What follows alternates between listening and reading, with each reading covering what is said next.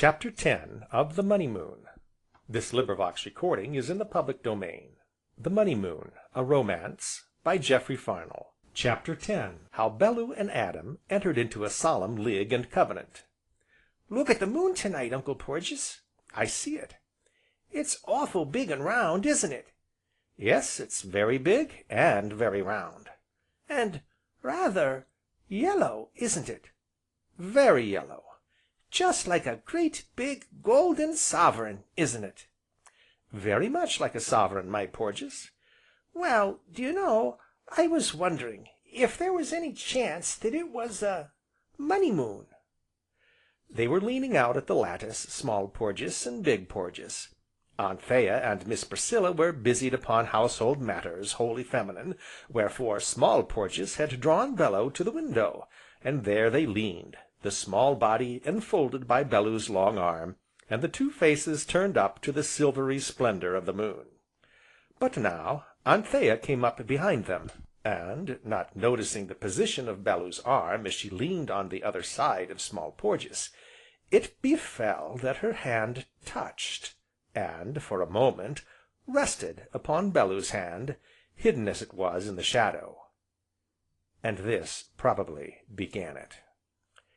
The air of Arcadia, as has been said before, is an intoxicating air, but it is more. It is an air charged with a subtle magic whereby the commonest objects, losing their prosaic, matter-of-fact shapes, become transfigured into things of wonder and delight.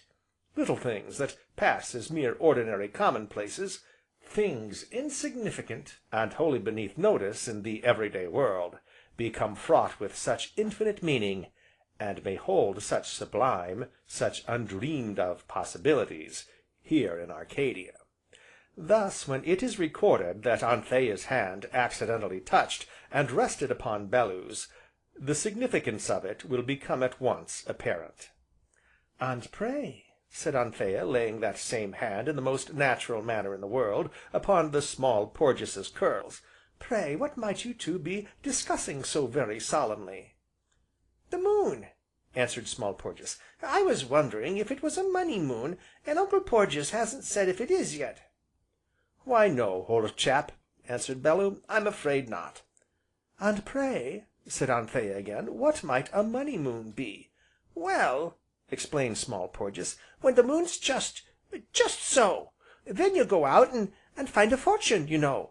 But the moon's got to be a money moon, and you've got to know, you know, else you'll find nothing, of course."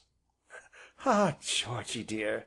sighed Anthea, stooping her dark head down to his golden curls, "don't you know that fortunes are very hard to get, and that they have to be worked for, and that no one ever found one without a great deal of labor, and sorrow?" "'Course, every one can't find fortunes, Auntie Anthea, I know that, but we shall. My Uncle Porges knows all about it, you see, and I know that we shall. I'm sure as sure we shall find one some day, 'cause, you see, I put it in my prayers now, at the end, you know, I say, 'And please help me and my Uncle Porges to find a fortune when the money moon comes, a big one, world without end, Amen.' So you see, it's all right, and we're just waiting till the money moon comes, aren't we, Uncle Porges?" "Yes, old chap, yes," nodded Bellew, "until the money moon comes."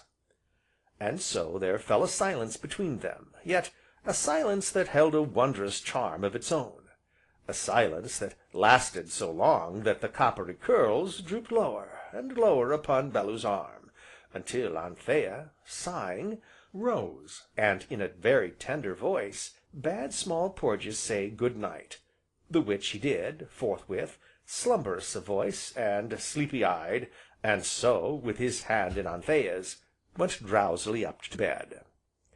Wherefore, seeing that Miss Priscilla had bustled away into the kitchen, Bellew sauntered out into the rose garden to look upon the beauty of the night. The warm air was fragrant with dewy scents, and the moon, already high above the tree tops, poured down their gentle radiance upon the quaint, old garden with its winding walks, and clipped yew hedges, while upon the quiet, from the dim shadow of the distant woods, stole the soft, sweet song of a nightingale. Bellew walked a path bordered with flowers, and chequered with silver patches of moonlight, drinking in the thousand beauties about him, staring up at the glory of the moon, the indigo of the sky, and listening to the voice of the lonely singer in the wood. And yet it was of none of these he was thinking as he paused under the shadow of King Arthur, nor of Small Porges, nor of any one or anything in this world, but only of the sudden, light touch of a warm, soft hand upon his. "Be that you, sir?" Bellew started, and now he found that he had been sitting, all this while, with an empty pipe between his teeth, yet content therewith, wherefore he shook his head, and wondered. "Be that you, Mr. Bellew, sir?" "Yes, Adam, it is I." "Ah! and how might ye be feeling now, arter your exercise with the pitchfork, sir?" "Very fit, I thank you, Adam. Sit down and smoke, and let us converse together." "Why, thankee, sir," answered Adam, producing the small black clay pipe from his waistcoat pocket, and accepting Bellew's proffered pouch. "I've been up to the house a visitin' Prudence the cook, and a rare cook she be too, Mr. Bellew, sir." "And a rare buxom girl into the bargain, Adam." "Oh, ah! Well, she's well enough, sir, I won't go for to deny as she's a fine, upstanding, well shaped, tall, and proper figure of a woman as ever was, sir, though the Kentish lasses be a tidy lot, Mr. Bellew, sir.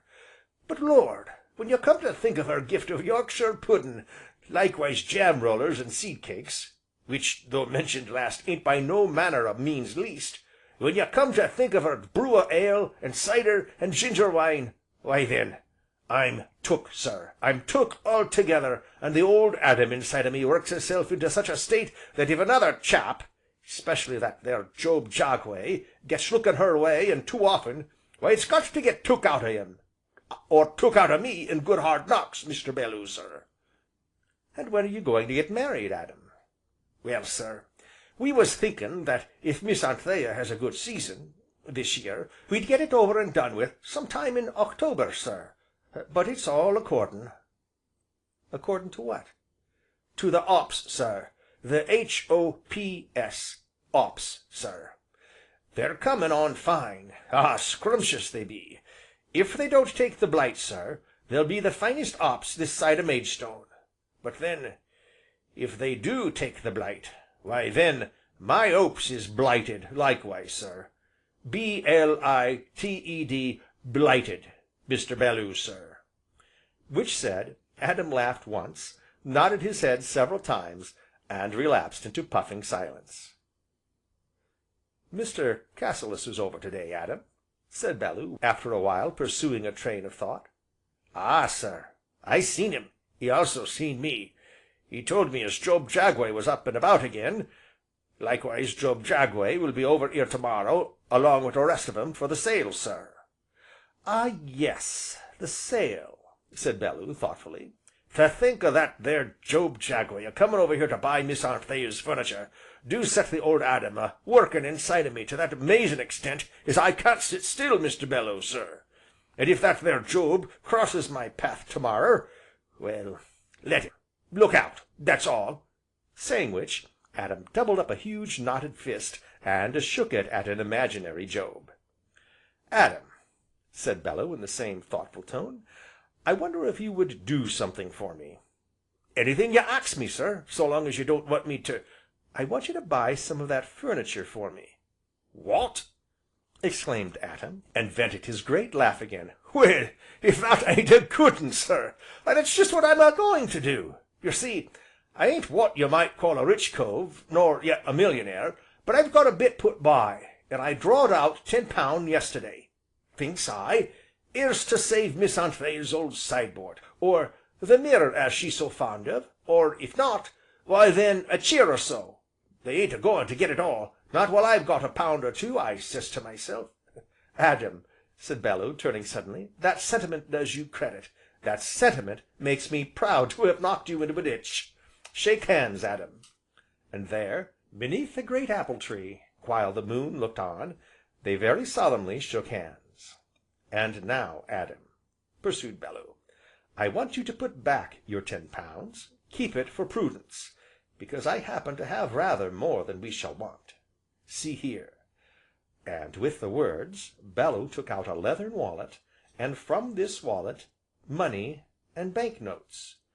More money, and more bank notes than Adam had ever beheld in all his 30-odd years, at sight of which his eyes opened, and his square jaw relaxed, to the imminent danger of his cherished clay pipe. "I want you to take this," Bellew went on, counting a sum into Adam's nerveless hand, "and to morrow, when the sale begins, if anyone makes a bid for anything, I want you to bid higher, and, no matter what, you must always buy.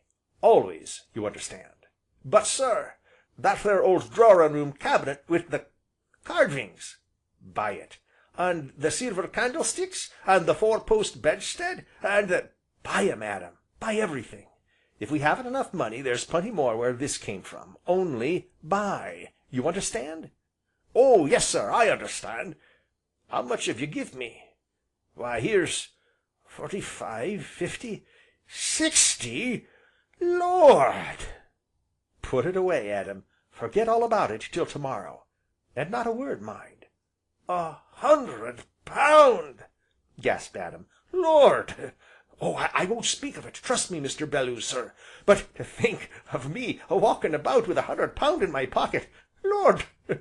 I won't say nothin', but to think of old Adam with £100 in his pocket, ecod! It do seem that comical." Saying which, Adam buttoned the money into a capacious pocket, slapped it, nodded, and rose. "Well, sir, I'll be going.